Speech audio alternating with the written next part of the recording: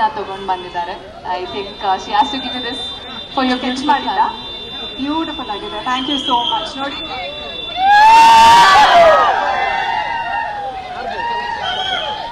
Thank you. And ಈ beautiful family ತುಂಬಾ ಹೇಳತ್ತೆ. ಅಂಡ್ ಈ ಕಡೆ ಇರೋರ್ ಬಗ್ಗೆ ಮಾತಾಡ್ಲೇಬೇಕು. ಸೊ ಅವ್ರ ಬಗ್ಗೆ ಒಂದು ಮಾತು ನಮ್ಮ ರಾಕಿ ಅವ್ರಿಗೋಸ್ಕರ ಒಂದೇ ಒಂದು ಮಾತು ಮ್ಯಾಮ್. ಏನ್ ಹೇಳೋದು ಅವ್ರ ಬಗ್ಗೆ? ಈಸ್ ಆರ್ ಹೆಮ್ಮೆ ಅಂತಾನೆ ಹೇಳ್ಬೋದು.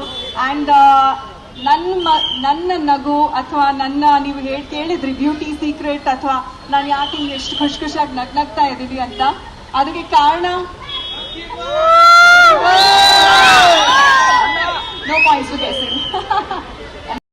ಇನ್ನೊಂದು ಚಿಕ್ಕ ಚಿಕ್ಕ ಪುಟಾಣಿಗಳಿದೆ ಅವರಿಬ್ಬರ ಬಗ್ಗೆ.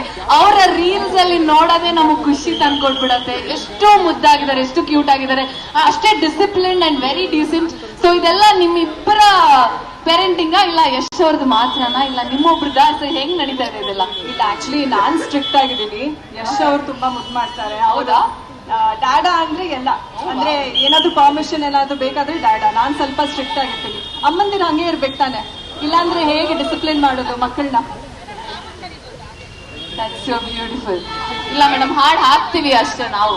ಯಶ್ ಅವ್ರು ಆಲ್ರೆಡಿ ಹೇಳಿದಾರೆ ನಮ್ಗೆ ರಾಧಿಕಾ ಅವ್ರಿಗೆ ತುಂಬಾ ತೊಂದರೆ ಕೊಡ್ಬಾರ್ದು, ಯಾಕಂದ್ರೆ ಮನೆಯಲ್ಲೂ ನಾವು ತುಂಬಾ ಚೆನ್ನಾಗಿ ನೋಡ್ಕೋತೀವಿ, ನಾವು ಹಂಗೆ ನೋಡ್ಕೋಬೇಕು ಅವ್ರನ್ನ ಅಂತ.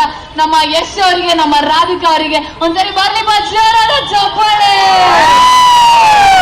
That is so